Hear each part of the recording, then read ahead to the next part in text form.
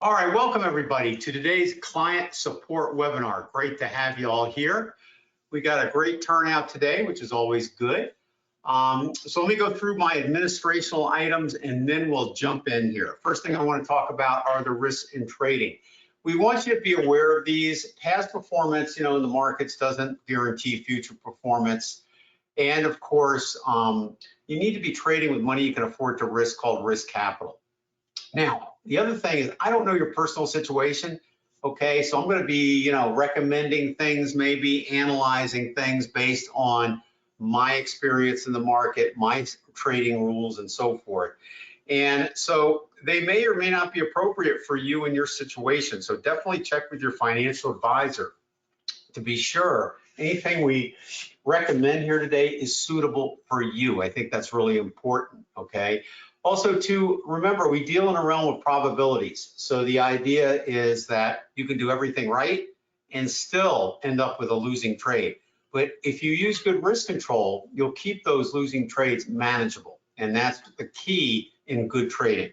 So keep that in mind. And also, too, we can help you with that. I got 2 great books on money management that really goes into that topic. Also, a book on Elliott Wave, and my new book, The Art of Trading, is coming out, being published by Wiley in 2024. And of course, we have software too. We have the ART software. Many of you have that already. The OWL, PTF, TLM, and ERI. We have scanners and we have risk control software.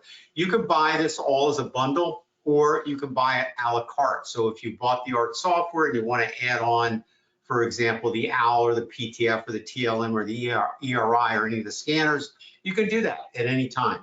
So that's definitely one of the things that makes it easy depending on your budget. All right, a couple of things I want to go over today. I want to talk a little bit about trading rules. How many out there are using trading rules right now for entering and exiting the market? Our topic today is going to be creating trading rules for you. So how many people out there are using it? I'm going to put the whiteboard up in just a minute. All right, some are, okay. Wishy-washy, somebody says wishy-washy, okay. No, all right, well, I appreciate your honesty. All right, so if I asked you how you entered a trade, could you tell me specifically, basically writing a set of rules, could you tell me specifically how you would enter a trade? And if you're kind of wishy-washy on that, let's say, earlier saying now and then, right? So, what would make you use your rules? What would make you not use your rules?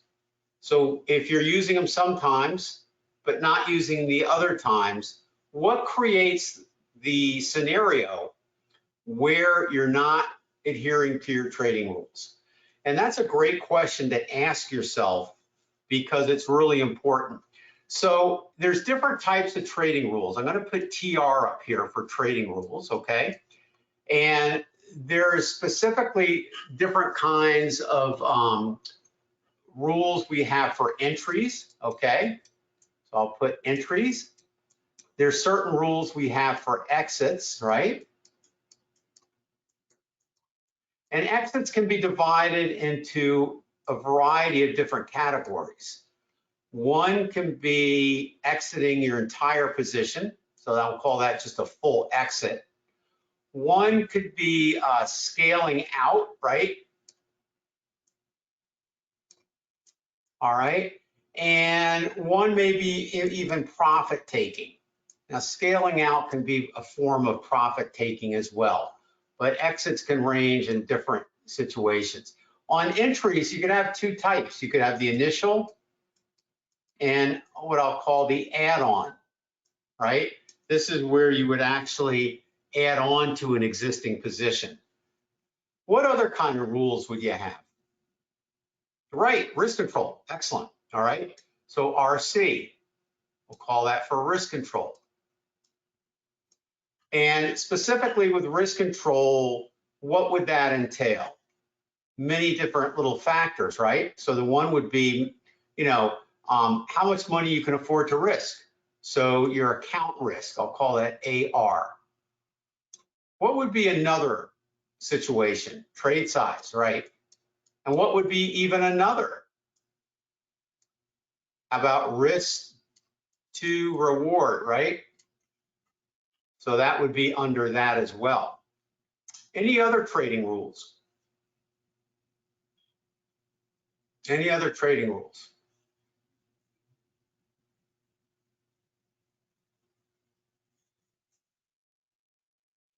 Okay, so basically I think this probably sums up the major aspects of it. So the idea here is, if I was in an elevator with you ever heard of the 30-second sales pitch? Let's say I was in an elevator and you had, we were in the elevator going up to one of the floors up there, and I ask you, what do you do for a living? All right, you have about 30 seconds to concisely tell me what you do. Same thing with these rules. If I ask you, okay, how do you enter a trade? Okay, it may take you longer than 30 seconds, but the idea is I want you to be able to rip that off the top of your head really quickly, okay? You should know exactly what they are. And if you don't, then you need to work on that. And that goes for entries, exits, and controlling your risk. Now, let's put a category of things that, what causes us not to follow the rules, but no rules. What would cause us not to follow the rules?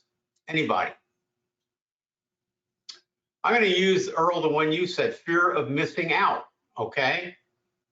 So fear, and this is kind of an interesting thing that you said here, fear of missing out. That's almost like greed, isn't it? You know, greed and fear are kind of married concepts, because if you're fear of missing out, you're also greedy and wanting to get in, okay? So fear and greed, and what really are those? They're emotions, right? So those are equal to emotions. I'll put, well, boy, my little writing here is kind of, okay, let me redo that. All right, so emotions. I'm just gonna put emotions, EM, okay? I'm doing that freehand, so that's why it's not so clear. All right, so the point of rules, okay, of all these rules is not to fall prey to emotions that the market creates in you. And we all have a different relationship to fear and greed, don't we? Okay? We all have a different relationship. And so what is fearful to one person may not be fearful to the other, right? So it all depends on probably your past experiences and things of that nature, correct? But in any case, the market does an excellent job of finding those for you. It's kind of an amazing thing. When you really trade the markets, you're really not trading, even though you are against other people, you're pretty much trading against yourself, because you're going to find out that all your decisions in the market are pretty much based off either your rules or your fear and greed emotions. One or the other, okay? And as humans, it's very difficult not to have fear and greed emotions or psychology creeping into the markets, right? I mean, it's just our makeup. It's something, you know, people say, well, you know, you just remove it. Well, you can't remove it, okay? It's very difficult to remove it. But the idea is you can control it and recognize it when it happens. And that is the first step in controlling your emotions. The rules that we have for entries, exits, and risk control are designed to build structure in our process. The more structure you have, the less room it leaves for fear and greed and emotions to come in to your trading. You'll always have fear and greed, but then again, your rules all right, basically keep you on the straight and narrow path. So that's why rules are so important. Now, the other interesting thing about rules is that they don't work all the time, do they? Okay, the idea is when you're in the markets, you want to have an edge in the markets. So if we took all these rules here, the purpose of them is to give you an edge in the market. And more importantly, I'm going to call it a cookie cutter edge. And what I mean by that is that when you go into the markets, any market, any time frame, you use a set of rules that give you an edge regardless of the style of trading, whether it's day trading, position trading, futures trading, stocks, right?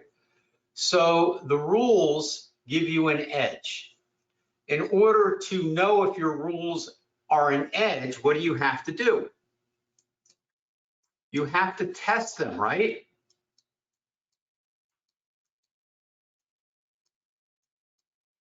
And the test needs to be positive. If it's not giving you an edge, you need to go back to the drawing board and keep working at it until it is. And this is where most people fail. The other thing is with an edge, it's not always going to work, but you want it to work more often than not to give you a probability of success. And the great way of looking at this is, and I'm going to put a little, is like a casino operator, okay? You want to work like a casino, okay? And what does a casino do? Well, it doesn't win every hand of blackjack, does it? Or whatever it is. But it knows if it plays enough time, if that person plays enough time, that they're going to lose more than they win, and the casino will make money. And that's exactly what you want to do with your trading. So an edge is not going to win all the time. And the problem with that is that if we go over here now, if it doesn't win every time, what usually happens if you haven't tested it long enough and believe in it long enough through testing, what happens is you always end up trading your last trade. Now, what do I mean by that? Anybody? Trading your last trade. What do I mean by that? Anybody? Trading your last trade. All right, well, that's all right. It means exactly that, right? So what that really means is that, let's say your rules had you specifically had to stop at a certain level and you got stopped out by just a tick or two, and then the market took off in the direction that you thought it would, but you're not there because you got stopped out. How many people have experienced that? Probably more than once too, right? Happens a lot.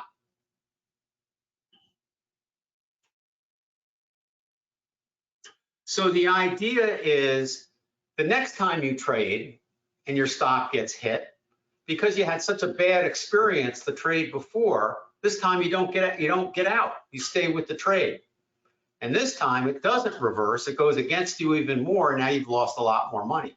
So you get battered around like a ping pong ball, right?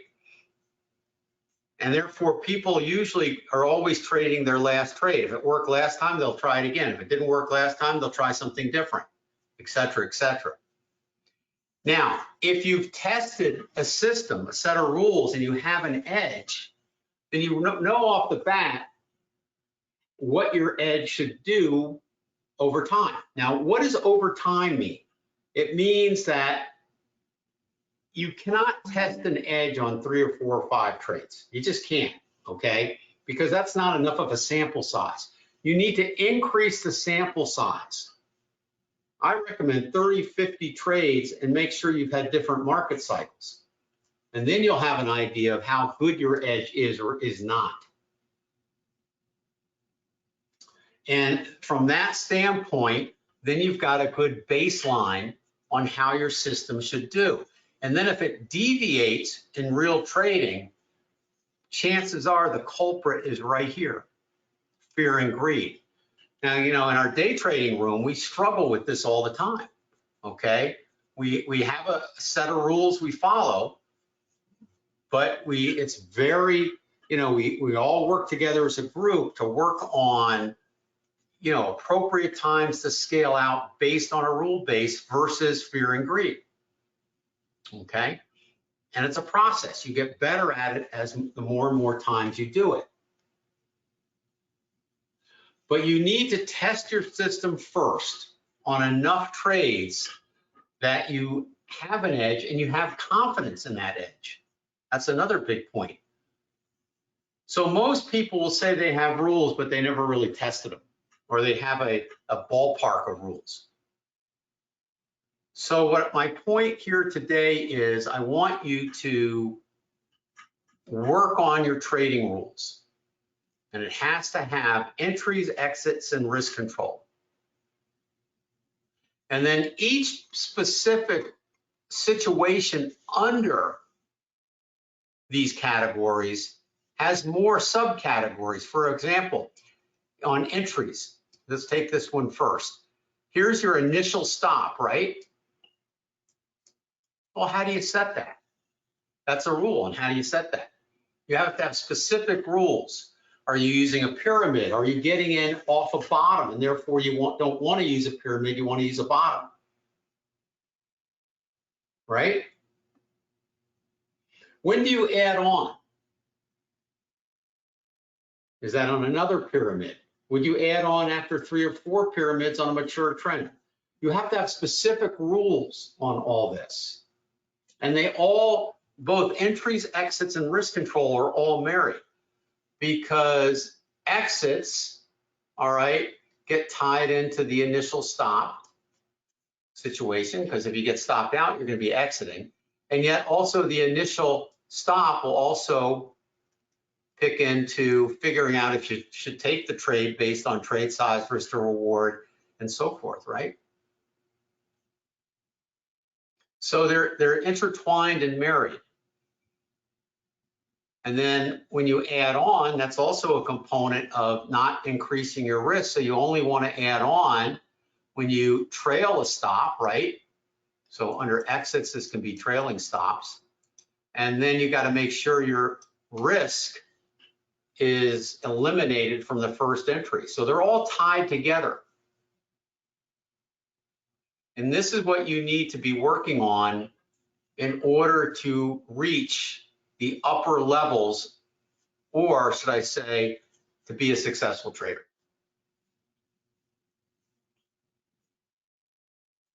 And it's time consuming. And this is why people don't do it. You know, good trading is a lot like learning how to play a musical instrument. It takes years, but you have to start with the basics. So in music, you start with what? Music theory. And then you move on to other aspects of learning to play and so forth. But it is something that each segment needs to be mastered and takes time. People that jump into the markets, most people don't look at it that way. They instead jump into the markets based on tips, a broker suggestion, a friend suggestion, which is kind of a tip, right? Or they get sucked in because they're watching, you know, a news channel and they say crypto's going to the roof, so they don't want to miss out, so they get in without doing their own analysis. And look how many people went into the crypto market. It went way up and then way down and lost their shirt. Whereas the smart money went in, got out, and now has gone back in, because their trading rules were specific enough. When they analyzed the market, it told them what to do. So I really can't hone in on this enough, because it's the difference between being in business and not in business. Any questions on this? Anybody agree with this? Disagree with this?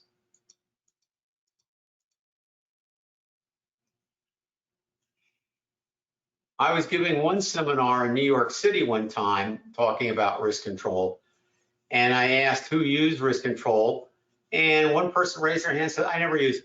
I go, okay, all right. And I asked him why, and asked him how he was doing, and not so good. All right. He'd say, I asked him, are you a trader or an investor or a hoper? Because if you go into a market and it goes against you significantly, then you're really turning into hopism, right?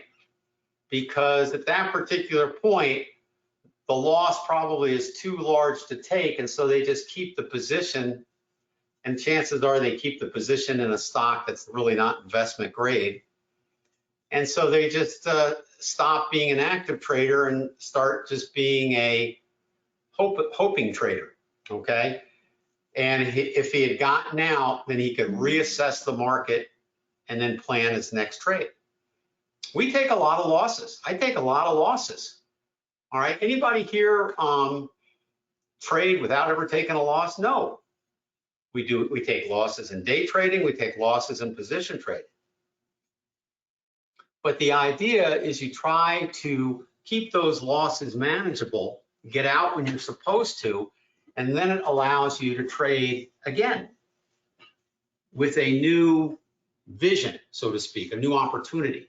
Because a lot of times if you get stuck in a trade and it goes against you and you don't get out where you're supposed to, it's usually a very depressing, frustrating time for the trader because they're stuck in a position they shouldn't be in. And the loss is too large to take.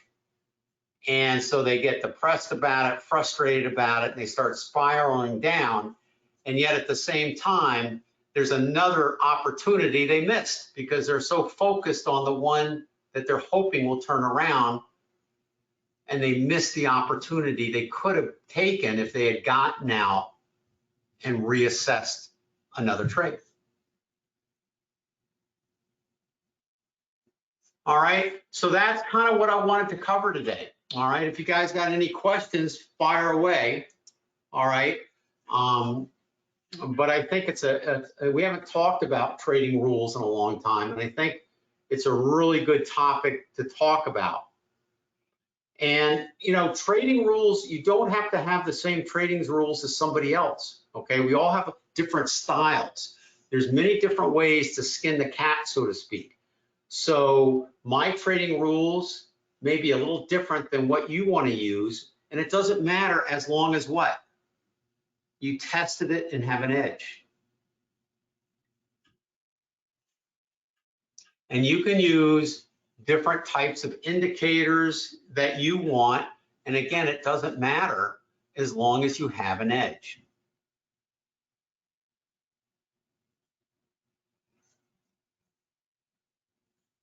And that edge will help you fight the emotional impulses of fear and greed that we feel in the markets. Because you're never going to eliminate that, but you will be able to recognize it and dismiss it.